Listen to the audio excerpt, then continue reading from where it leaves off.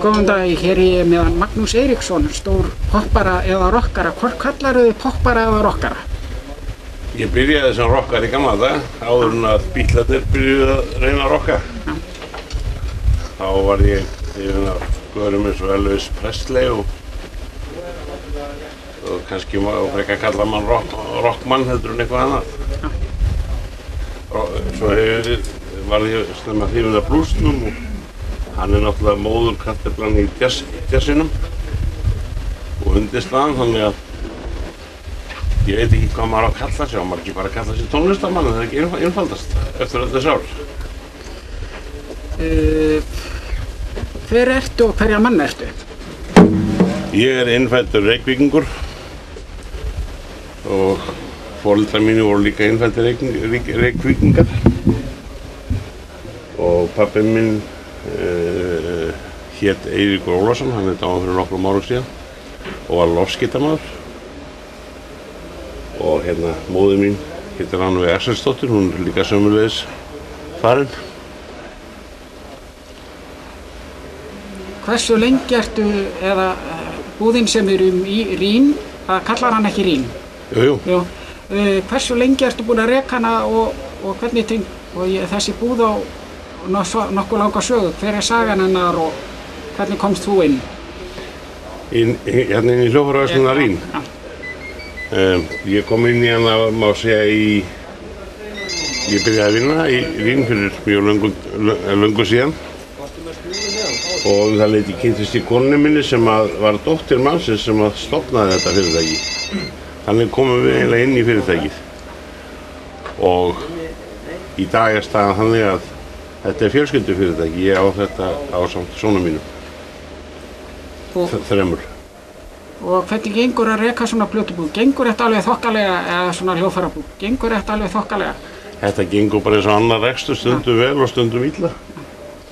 Við erum mjög trygga viðskiptavini, sérstaklega þessa yngri stráka sem að versla hér í blíðu og stríðu. Yngri stráka og stelpur. Já, hvort segir þessi algengasta hljóðfæri sem fólk krakkar byrja á? Er það gítarinn eða? Það er búinn að vera gítarinn í mjög mörg ár núna, sem er vinsælasta hljóðfærið. Það er engin spurning. Og kannski tiltölulega ódýrast að farast á það hljóðfæri. Vegna þess að ef þú ert hljómborðsleikari eða fiðluleikari eða hvað sem er, þá þarftu yfirleitt að eyða meiri pening í hljóðfæri heldur en þegar þú ert að spila á gítar. Þú kemst það með bara einhver 20-30 skall í byrjandagítar. En þú færð ekki almennilega fiðlu fyrir minna en milljón. Hvað með mannakornin? Eru þau eitthvað starfandi ennþá og er eitthvað vandalegt frá ykkur? Eitthvað nýtt efni eða tónleikar eða eitthvað? Mannakornin er náttúrulega bara ákveðið heiti á svona vinnuhóp í raun og veru, skilurðu. Þetta eru við Pálmi Gunnarsson sem höfum gert út þessar hljómsveit árum saman og það líður nú reyndar ekki ára á þess að við spilum og við erum búin að spila á þessu árið dálítið.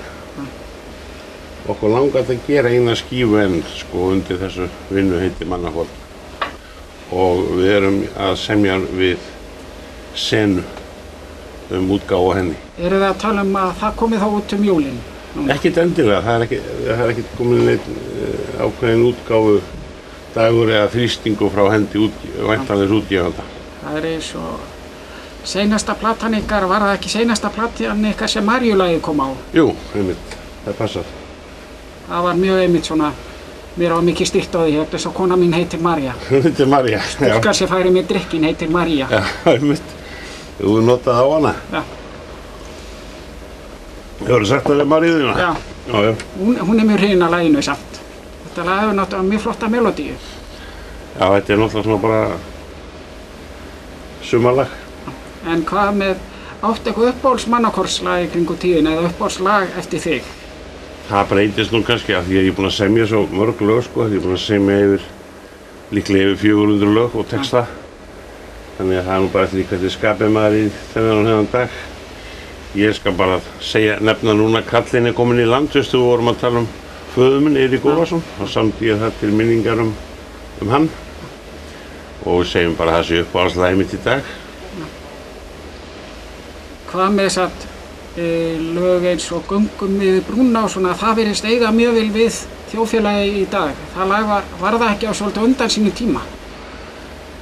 Það getur verið sko, en Boðskapurinn í því og svona, þetta svolítið svo grimmur texti.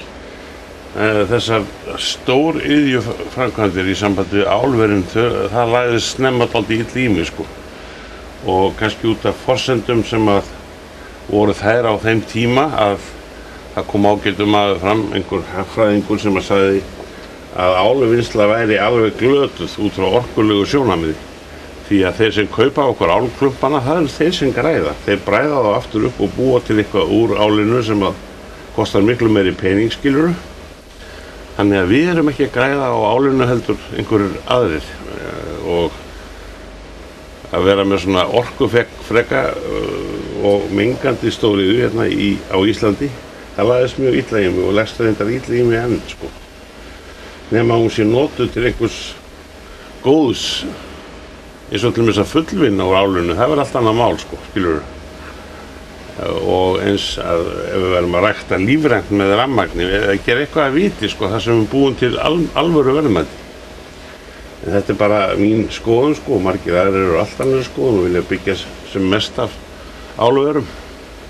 En lagið þess að alveg að gera sig í dag og mér finnst, þú veist, ég fatta þetta lag raunverulega þegar þeir voru, þetta lag kom út ári sem ég fæddist. Já.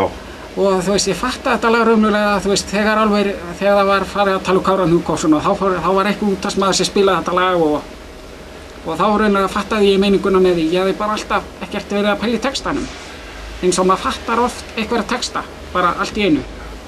Meininguna með þeim og...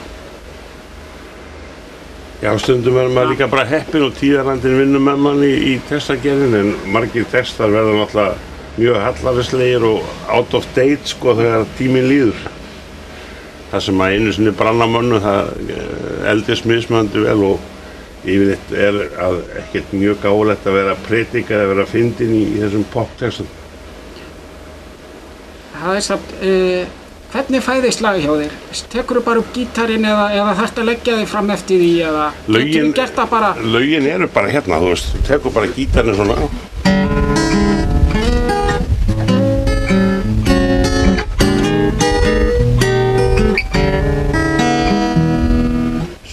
Deyja allt of ungir og aðrir deyja allt of seint.